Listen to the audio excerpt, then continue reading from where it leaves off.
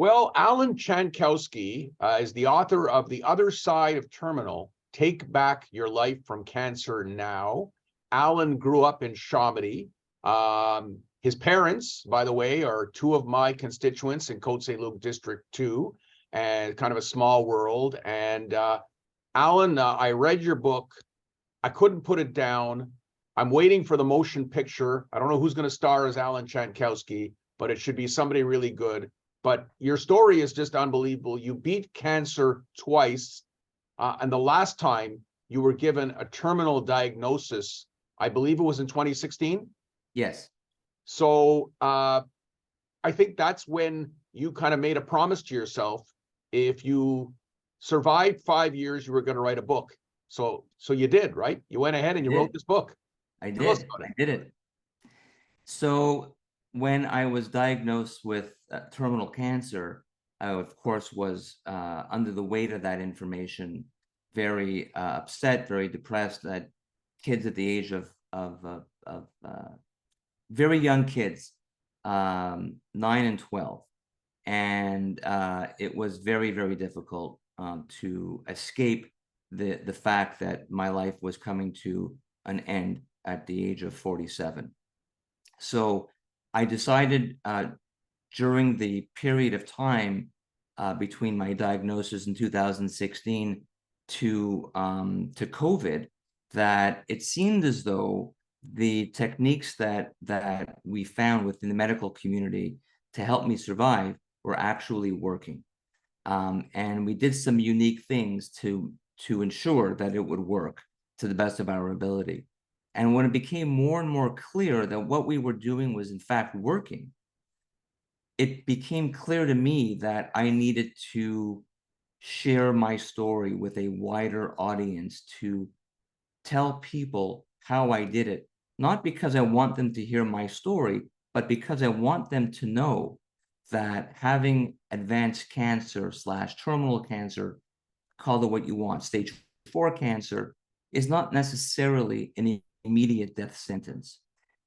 So that was one of the driving motivations between to give me the courage and the inspiration to write On the Other Side of Terminal. The other one, of course, was to show my kids that even under the weight of this kind of information and news and terminal diagnosis, that one doesn't necessarily need to just roll over and accept the fate. You need to fight. You need to find the best possible way to survive. And that was the other reason I wrote the book. So, when I read that book, if I had cancer, I knew someone close to me had cancer, it would give me the kind of hope that most books, movies don't tell me. So, I mean, obviously not everyone is going to be as lucky as you, but what has been the reaction from people how many people have reached out to you, people who are either cancer patients or have family members? So currently I'm living in Toronto, and I'm treated at the Princess Margaret Cancer Centre in downtown Toronto. And they're one of Canada's, if not the leading cancer center in Canada. And they are that way because they're the only hospital in the country that focuses strictly on cancer care. So when they got a hold of my story, they asked me to participate in being one of their spokespeople, and my story became more and more widespread, and more journalists were contacting me, writing about my story. And because of that, people from all over the world have been reaching out to me on a regular basis. In fact, just last week, I heard from someone from India whose brother has the same cancer as I do, and was looking for solutions on how he could live longer as well.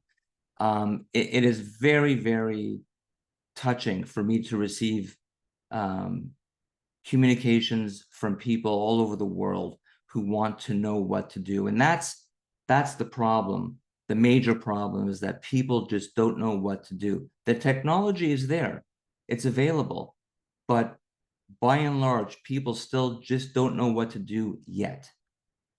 So we're going to come back to this amazing story of how you turned the terminal cancer around and you were able to do your research and go back to your doctors. But let's just go back a bit to the beginning of the book and the beginning of your story. You were 21 years old.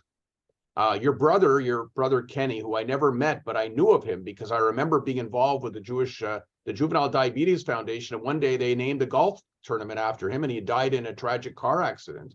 And here you were, diagnosed at the age of 21 with cancer, which, you know, the way you explain in the book, it's quite shocking. And the big thing is, at the beginning, you kept it a secret from your parents, and how you ended up telling them and their reaction. How difficult was that whole process? Because not only was it terrible for you to have cancer, but you were afraid to tell your parents that, God forbid, they could lose a second child. Yeah, it was impossibly difficult. I mean, I found myself all of a sudden in receipt of information that I have or likely to have cancer. And I was living with them at the time, attending Concordia University for my undergrad. And I just didn't know what to do. I was just beside myself with worry, not only for myself, of course, but also for them, because I had just witnessed them and continued to witness them mourn the loss of my brother. And it was impossibly difficult. But you ended up telling them, and, you know, I know your dad, Marvin, and when I read the part about how Marvin just, you know, at one point just went up the stairs, he just needed to be alone, and I visualized that happening. So how did that all come about in terms of how did they come around and how did they deal with this diagnosis at the time, which, thank God, you were able to recover from it? So when I had my biopsy at the Montreal General Hospital, I had to go home, of course, because I lived there, and I had this bandage on my collarbone, and there was no escaping the conversation as to, you know, what had happened and why it had happened. So I knew that I was kind of forced into revealing the situation at that time. And when I did,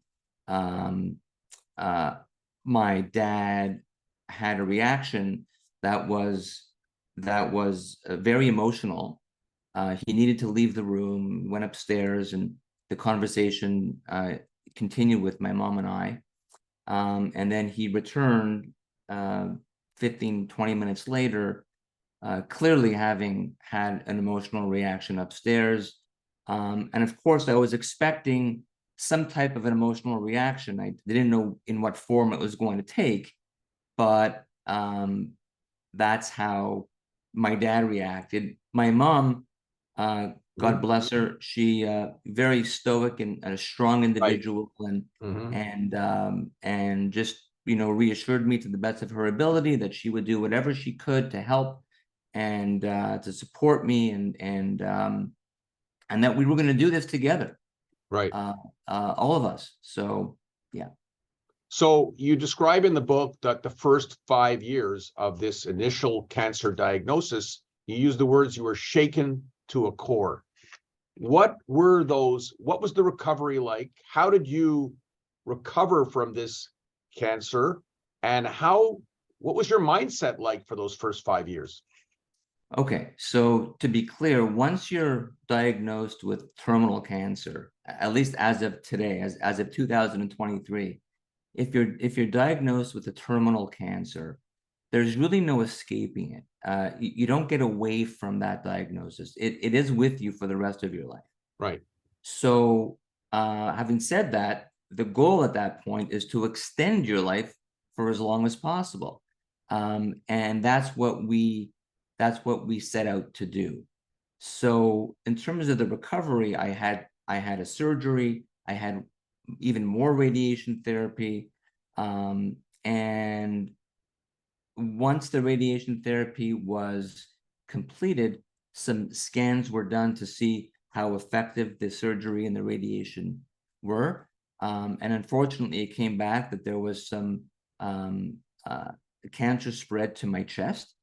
And I realized at that point that in terms of my recovery, yeah, I was recovering from my surgery just fine. I was recovering from the radiation just fine, but the cancer was spreading within me. So we needed to do something about that. So the recovery, if you will, was met with a concurrent process of research and finding a way to live longer. Okay, and this was your early stage, right? This was your first cancer. Oh, sorry. So going back to 1991. Yes, I wanted to now- know. You know, we're going to get more into that, but I'm talking about the first 5 years of the first cancer. And I believe in the book you talked about how you were shaken from the core because you knew that 5 years was an important window for Right. you. And then, of course, you went through it a second time. But Right. Yeah. Sorry. I thought you were referring to the no, second time. Yeah. yeah, So for the first time when I was 21 and back in 1991, yes, I felt I needed to live those 5 years because the 5-year mark, as most cancer patients and their families know, is an important milestone to achieve. The theory is that if you live 5 years or longer after being treated for a cancer, the likelihood of the cancer coming back is low. And it gets lower for as long as you live longer, the likelihood of the cancer returning, is quite low. So achieving the 5-year mark for me was a tremendous win. It kind of triggered me into a phase of my life where I knew at that point I wanted to continue on with achieving what most people achieve in their lives. They get married, they have children. And these were things that I thought were very much in jeopardy when I was first diagnosed in 1991. But it facilitated me to go on with my life, and I did so. right. So one of the things I also appreciated from the book, from an educational standpoint, was you provide a lot of information about cancer. You talked about the bone marrow process, which you describe as the test that'll haunt you the rest of your life. You explain a lot of terms, a lot of general cancer terms that perhaps a lot of us just see mentioned but never explained. So that was one of your goals as well. Absolutely. So as I was saying at the top of the interview, the project was not to hear my own voice and talk about my own story, but it was designed to, in part, educate cancer patients and their families for terms for perhaps they just don't know or haven't been exposed to that may be important for their own treatment and life moving forward. Right. Not everyone knows everything, and that the same holds for me, but I do know some stuff. And that stuff I put into the book because I think it would be helpful. And clearly it is being helpful because people are reaching out to me with very positive feedback. The book continues to be a #1 bestseller in Canada, top 10 in the United States. I mean, it's doing phenomenally well. I had no idea it was going to be doing this well when I set out to create the project. I'm not surprised. And one of the things I also appreciate is like I told you, we've never met. You and I have been emailing for a few months. Now we're meeting, virtually. And I look forward when you come visit your parents to go for a walk all around Rembrandt and Merrimack and talk one-on-one. But so you wrote this book and you basically shared everything. You didn't hide anything in your life. You were married, you got divorced, you had 2 beautiful children. And then you met this beautiful woman named Cynthia. And soon after that, like really right after that, you had a heart attack, as if you haven't had enough health problems. You had a heart attack, and then you had a couple of years later your second cancer. And Cynthia comes across to me, and I'm sure you'll back that up, as an absolute angel. She came into your life. She stood by you right away. A lot of people would have somebody and they meet someone and they're not well. Well, they'll kind of move on. So obviously a special person. I mean, special doesn't even begin to describe who Cynthia is. But yes, you're right. Just a few weeks later, literally a few weeks later, we met at the middle of April of 2013, and at the beginning of May, I was on a training run for my second half marathon. Thought I was in great shape, and had a heart attack. And the running joke, of course, is that I keep telling Cynthia, it wasn't her fault. She did not trigger the heart attack. It was Right. cardiovascular disease at the age of 43 that was caused by the radiation that I received Wow. when I was 21. Interesting. So that radiation in 1991 was a blessing and it was a curse, because, as I just said, it created some cardiovascular disease. Thank God I survived that heart attack, but it also triggered a second cancer Right. I diagnosis was going to ask you about that. in 2016, called salivary gland cancer, and that was thought to be caused also by the radiation that I received. So even though the radiation from 1991 gave me 25 years of life, Right. allowed me to have two beautiful kids, Right. meet Cynthia, it also caused me a terminal cancer that I'm currently managing. Right. So that cancer, it spread to your lungs, your lymph nodes, and you were actually told that you were going to be going into palliative care. I mean, you were not given very much hope.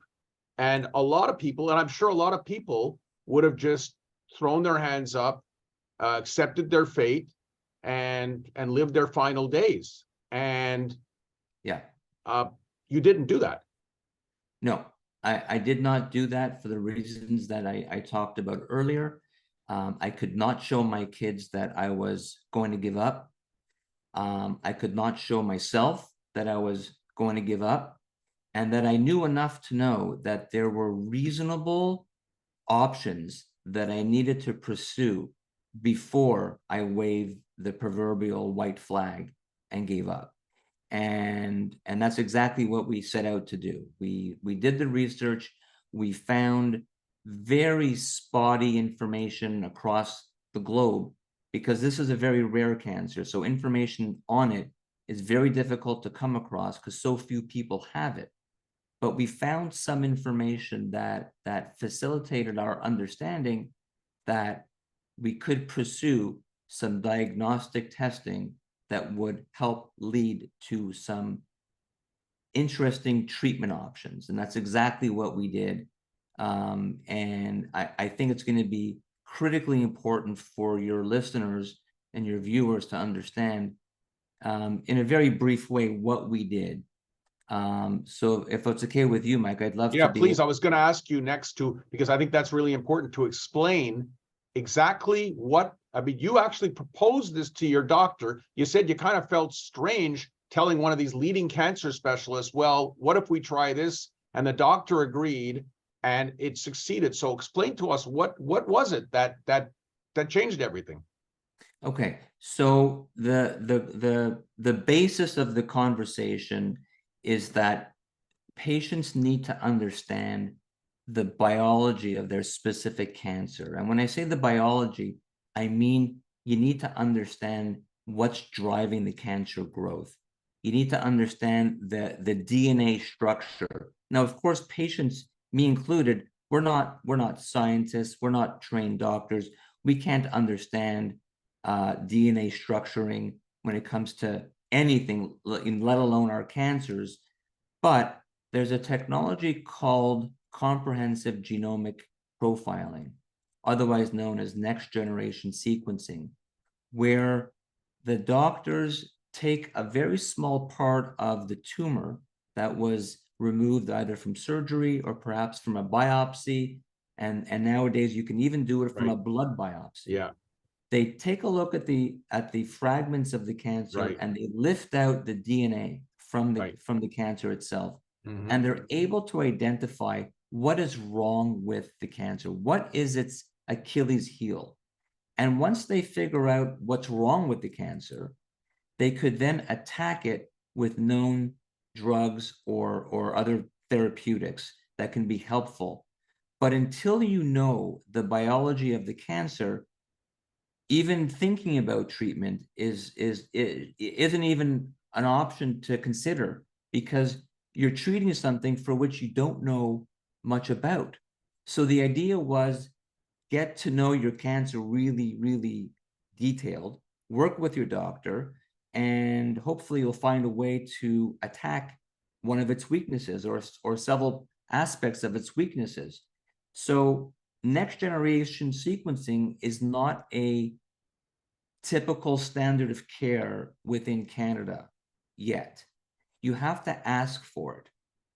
And not everyone, in fact, most people don't know to ask for it. But when you Right. do ask for it, it becomes available to you. You have to pay for it out of pocket because it's not covered by Medicare or in Ontario OHIP. It's just not there yet. It needs to be. It's pivoting towards that, but until we get there, patients need to know what to ask for. They need to be empowered to advocate for themselves, and they need to take charge of their own health. And that's exactly what I did. I took charge of my own health, and it worked. And this is what I'm sharing with the wider audience. And I hope that your viewers and readers could glean some inspiration and some real life tangible things they can do if and when they get diagnosed with cancer. So it's a great book. We could talk all day about it. Allen, where can people get copies? So they can go to my website, allenchankowsky.com, and that's ALLENCHANKOWSKY.com. Or they can go to amazon.com or .ca. It's all over the place, but more information on me specifically could be found at my website. And I answer emails. I answer all kinds of people from all over the world. I'd love to hear from your listeners and readers. If they have any questions, I'm not a doctor, of course, but I do have a story. I do have some helpful information that I use to help myself that I know is helping other people. So I'd be happy to help where I can. All right. Well, that's terrific. Well, listen, thank you for sharing your story. Congratulations on the book. And I look forward to seeing you when you come to Montreal.